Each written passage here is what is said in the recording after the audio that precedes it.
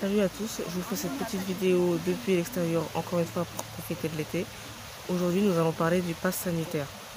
Moi je crois que le pass sanitaire, ça signifie le recul des libertés individuelles et fondamentales, comme par exemple la liberté de circuler, la liberté de travailler, mais aussi la liberté de s'exprimer, la liberté des opinions, puisque il est interdit d'être contre le pass sanitaire sous peine d'être traité d'antisémite si jamais dans une manifestation il y a une personne qui se promène avec une étoile jaune.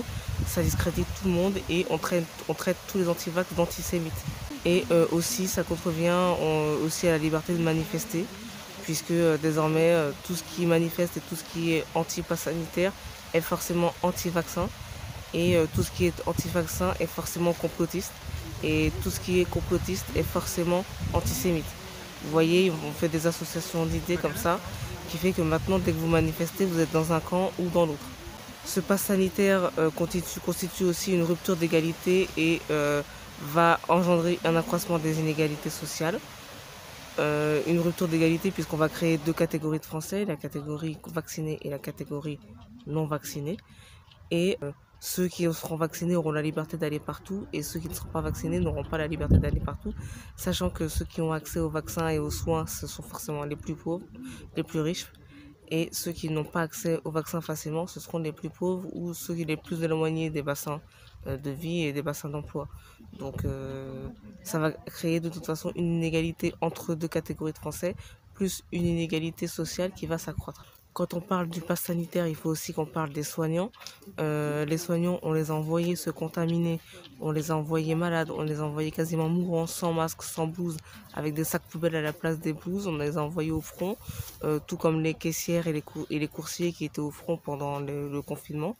Et maintenant, on les oblige à se vacciner sous peine de se faire licencier, alors qu'on est déjà en sous-effectif par rapport aux hôpitaux. Les hôpitaux sont déjà en sous-effectif et ils n'arrivent pas à fonctionner. Et en plus, les petits salariés vont se voir menacés de licenciement alors que c'est eux les plus précaires. Moi, je pense, pour avoir vu plusieurs manifestations anti-vax et plusieurs manifestations gilets jaunes, je pense qu'il y a un abandon de la classe politique, de la part de la classe politique vers les gilets jaunes. Ils abandonnent les gilets jaunes. De toute façon, on voit dans les manifestations, à chaque fois que les gilets jaunes sont mélangés à une manifestation politique, on cherche à s'éloigner des gilets jaunes. On ne manifeste pas à côté des gilets jaunes. On fait en sorte de ne pas se faire filmer avec les gilets jaunes. On se met d'un côté ou de l'autre de la rue et on fait en sorte d'être loin des gilets jaunes pour pas que les caméras captent les gilets jaunes avec nous, etc. Donc la classe politique s'éloigne peu à peu des gilets jaunes. En plus, comme on va rentrer en année électorale bientôt, on cherche aussi à s'éloigner des gilets jaunes, mais pour mieux s'en servir dans les médias, pour pouvoir rentrer dans le jeu politique du débat de la présidentielle. Mais en manif, il ne s'agit jamais de se faire filmer avec les gilets jaunes. Tous les médias surfent sur ce mouvement anti-vaccin et ces manifestations anti-vaccin, y compris moi. Ne soyez pas dupes. Moi aussi, je crée ma chaîne YouTube et je suis des mouvements sociaux pour que ça puisse paraître sur ma chaîne. Alors après, moi, je filme d'une manière, je fais des trucs, je fais des choses, des interviews qui ne sont pas les mêmes que sur les autres médias. Donc vous verrez sur mon média des images que vous ne verrez peut-être pas sur d'autres chaînes, mais ne soyez pas dupes de mon travail. Je suis journaliste et quand je viens filmer une manifestation, c'est pour pouvoir la mettre sur ma chaîne. Ne soyez pas dupes, c'est pour que vous puissiez la regarder aussi. Et comme je pense qu'on est en période électorale, tous les mouvements sociaux, toutes les manifestations commencent à devenir importantes à partir de cet été. Puisque en septembre, ça va être la rentrée sociale, et la rentrée sociale risque d'éclater plus fort que ce qu'on pense. Donc il s'agirait maintenant là d'essayer de voir où sont les racines de cet éclatement social qui peut arriver en septembre. Donc moi je suis là pour filmer ça et mettre ça sur ma chaîne.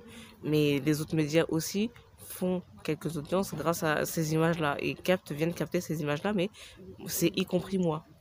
Sur le pass sanitaire, le gouvernement a menti, il nous a dit qu'il ne le mettrait pas en place pour finalement nous mettre une situation qui ressemble beaucoup à une obligation de se vacciner, puisque de toute façon, sur le vaccin, on ne peut pas se déplacer, donc ce n'est pas une obligation formelle et légale, mais c'est une obligation de fait. C'est une obligation de fait puisque toutes nos libertés ont été restreintes.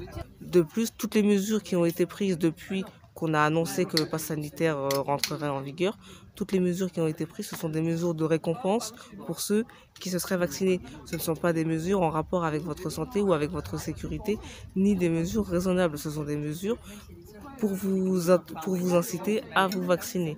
Par exemple, si vous êtes vacciné, vous ne serez plus considéré cas contact, euh, alors que vous pouvez très bien avoir été vacciné et ensuite contracter le Covid, donc quand même contaminer quelqu'un. Donc c'est dangereux de ne plus vous considérer comme cas contact. Vous voyez, des choses comme ça. C'est pas une mesure qui a été prise en fonction de la réalité de la santé des gens. C'est une mesure récompense pour vous inciter à y aller. Donc le gouvernement joue à la roulette russe avec votre santé. Il y a eu quand même des débats qui ont été houleux à l'Assemblée nationale ces derniers jours, notamment sur la question des enfants, des élèves qui vont en sortie. Que fait-on entre les élèves dont les parents sont pro-vaccination et les élèves dont les parents sont contre la vaccination? Pour les sorties scolaires nécessitant le pass sanitaire, doit-on instruire une inégalité entre les élèves non vaccinés qui n'iraient pas à ces sorties scolaires ou aux activités périscolaires organisées par l'école même? Il y a aussi la question des Français de l'étranger qui se sont vaccinés dans les pays où ils étaient, dont le vaccin n'est pas reconnu et qui seront donc obligés de se vacciner à l'entrée sur le sol français alors qu'ils étaient déjà vaccinés. Situation totalement absurde. L'Assemblée nationale a voté hier soir, donc la majorité, hein, parce qu'il y a eu beaucoup d'opposition, donc c'est la majorité en Godillot qui a voté ça. La possibilité pour les patrons de licencier les salariés qui ne se sont pas fait vacciner. Apparemment, il y a beaucoup d'entreprises, il y a des vidéos qui sortent, des images qui sortent sur les réseaux sociaux, beaucoup de patrons qui menacent leurs salariés de les licencier s'ils ne veulent pas se vacciner. Maintenant, le gouvernement décide que la menace à l'emploi et à la rémunération, c'est une méthode pour obliger les Français à se vacciner. Donc on donne en plus la responsabilité au patron de décider que si vous n'êtes pas vacciné, vous êtes licencié. On donne la responsabilité au patron de menacer les salariés, en général les plus précaires, de menacer les salariés de se vacciner, de les licencier s'ils ne sont pas vaccinés. Et c'est pareil pour les infirmières, on les menace de licenciement si elles ne sont pas vaccinées.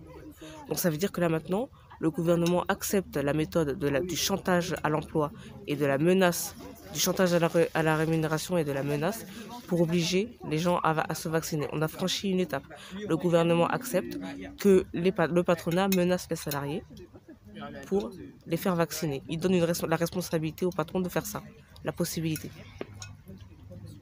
Donc je pense que là, on a passé un certain stade dans la contrainte. Je n'irai pas jusqu'à dire que nous sommes en dictature, ça n'est pas la vérité. Mais nous sommes passés à une certaine étape dans la contrainte et l'obligation pour les Français, notamment les plus précaires. Parce que, évidemment, ces gens-là, c'est des gens qui ne pourront pas payer les tests PCR toutes les 5 minutes. Donc ils vont être obligés de se vacciner, quoi. C'est du chantage au pouvoir d'achat et à l'emploi et à la rémunération.